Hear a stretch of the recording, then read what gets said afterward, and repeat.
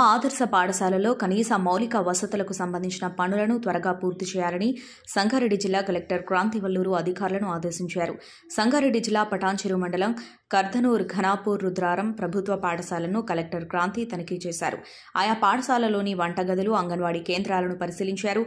Executive ఏజెన్సీలతో అమ్మ ఆదర్శ పాఠశాలలో చేపట్టిన పనులపై క్షేత్రస్థాయిలో పరిశీలించారు. ప్రభుత్వ పాఠశాలలో త్రాగునీటి సౌకర్యం, టాయిలెట్స్, ఎలక్ట్రిసిటీ, పెయింటింగ్, బెంచ్లు, గ్రీన్ చాక్బోర్డ్, మేజర్, మైనర్ మరమ్మతులు, పాఠశాలలో మౌలిక వసతుల కల్పనకు చేపట్టవలసిన పనులను వెంటనే పూర్తి చేయాలని అన్నారు.